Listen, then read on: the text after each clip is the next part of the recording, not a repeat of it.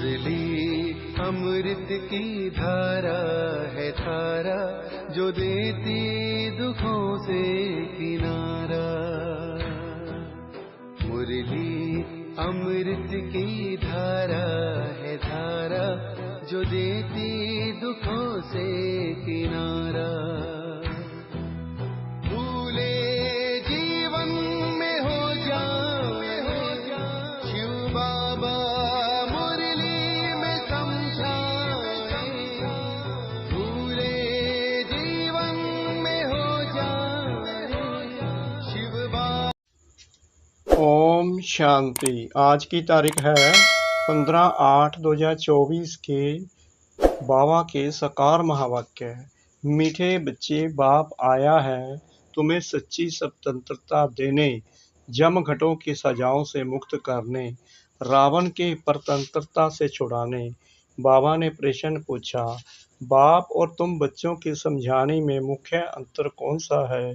बाबा ने उत्तर दिया, बाप जब समझाते हैं तो मीठे बच्चे कहकर समझाते हैं, जिससे बाप की बात का तीर लगता है।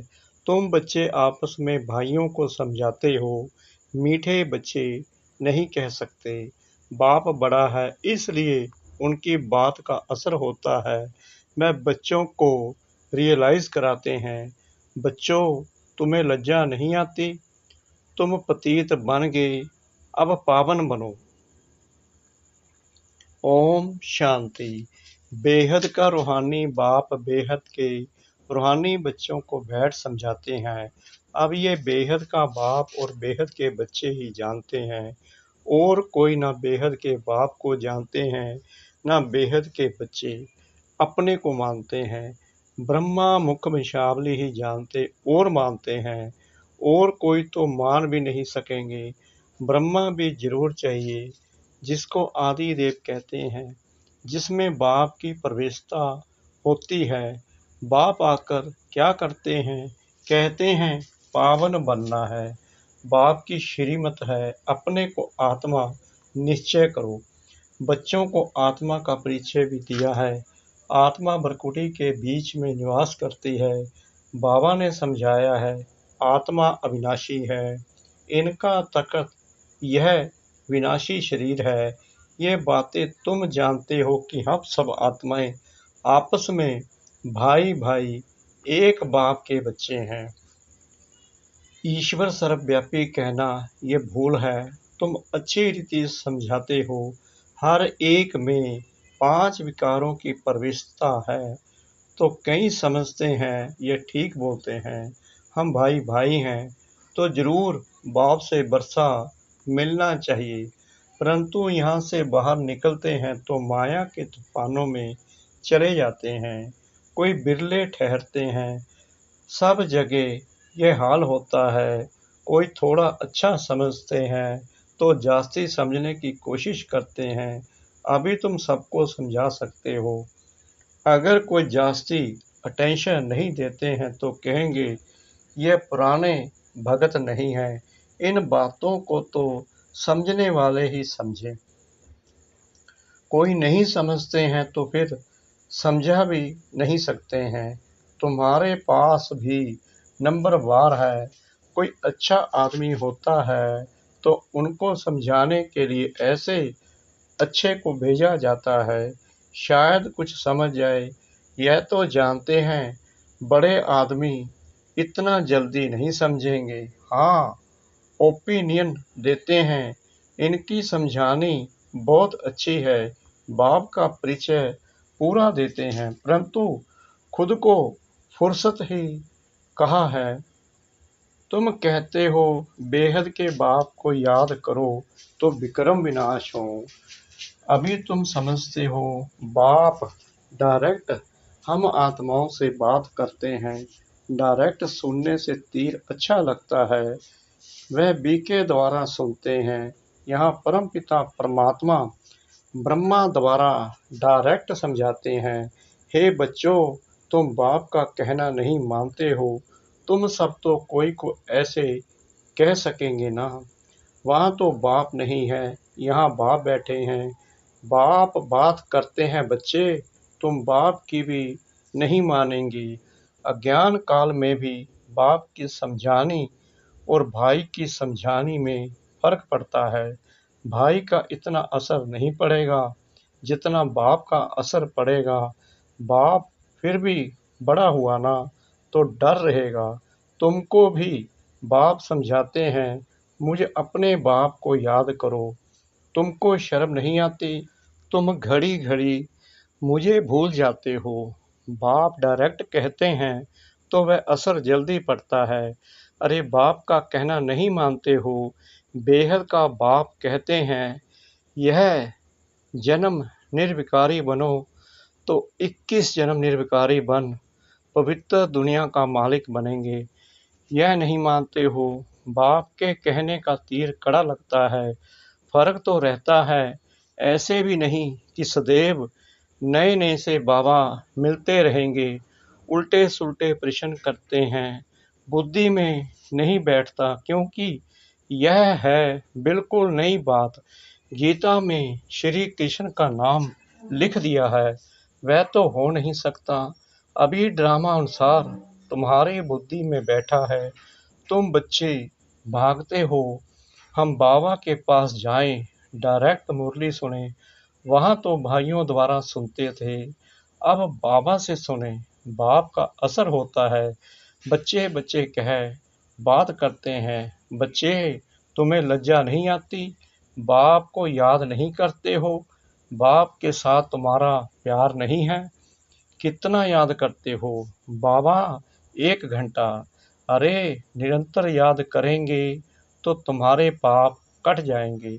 जन्म जन्मांतर के पापों का बोझा सिर पर है।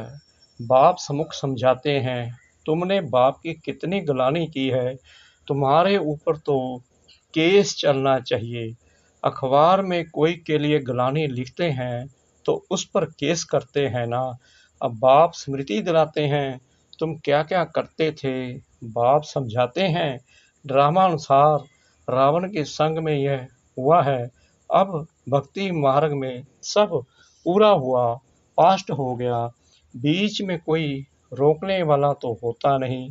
दिन प्रतिदिन उतरते उतरते तमो प्रधान बुद्धि बुद्धू हो जाते हैं। जिसकी पूजा करते हैं उनको ठिक्कर भीतर में कह देते हैं।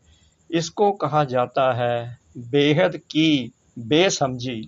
बेहद के बच्चों की बेहद की बेसमझी। एक तरफ शिव बाबा की पूजा करते हैं, दूसरी तरफ उस बाप को ही सर्वव्यापी कहते हैं।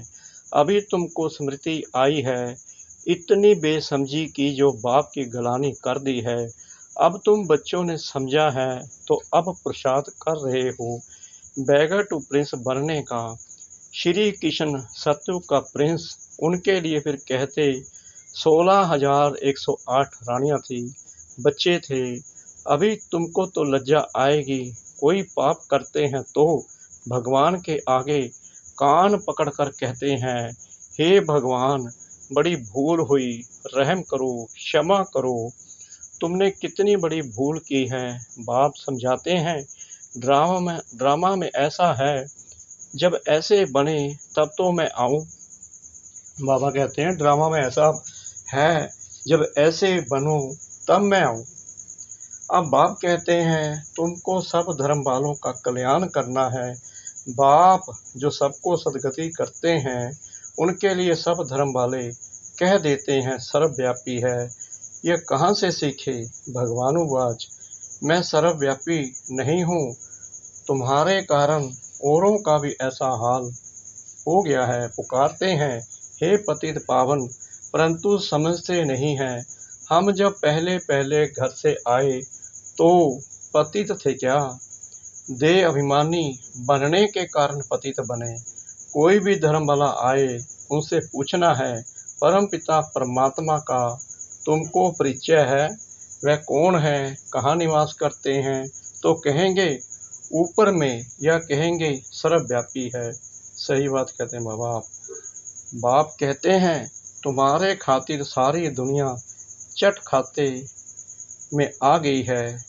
निमित्त तुम बने हो, सबको समझाना पड़ता है। पर ड्रामा अनुसार होता है। परंतु तुम पतित तो बन गए ना।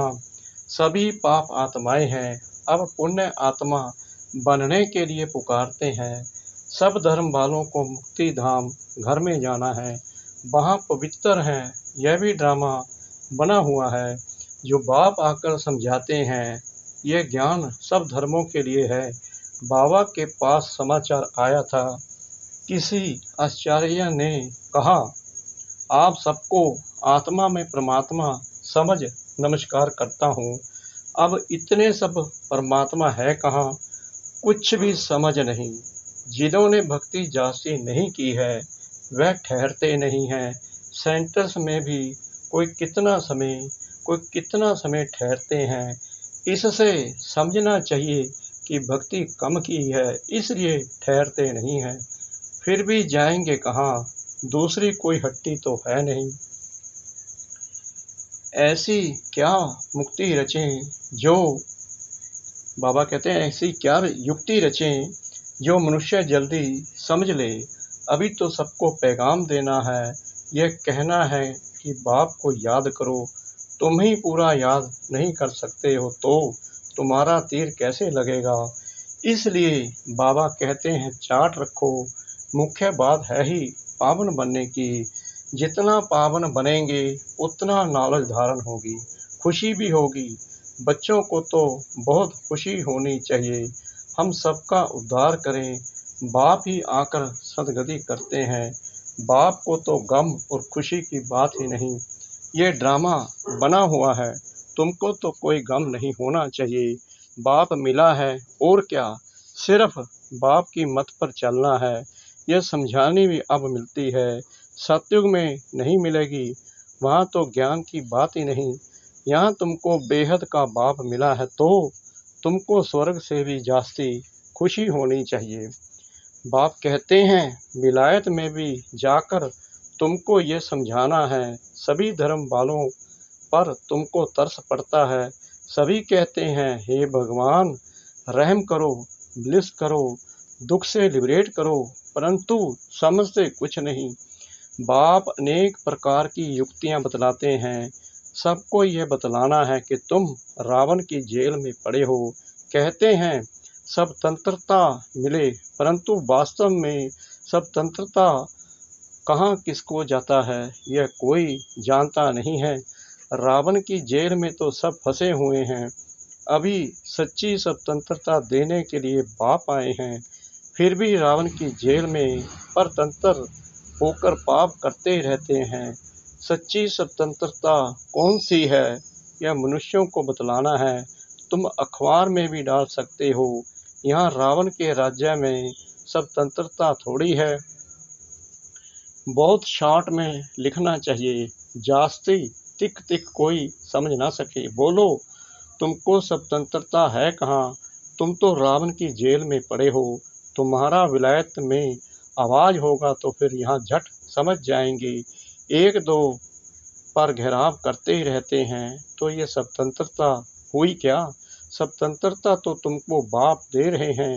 रावण की जेल से स्वतंत्र कर रहे हैं। तुम जानते हो वहाँ हम बड़े स्वतंत्र, बड़े धनवान होते हैं, किसकी नज़र भी नहीं पड़ती।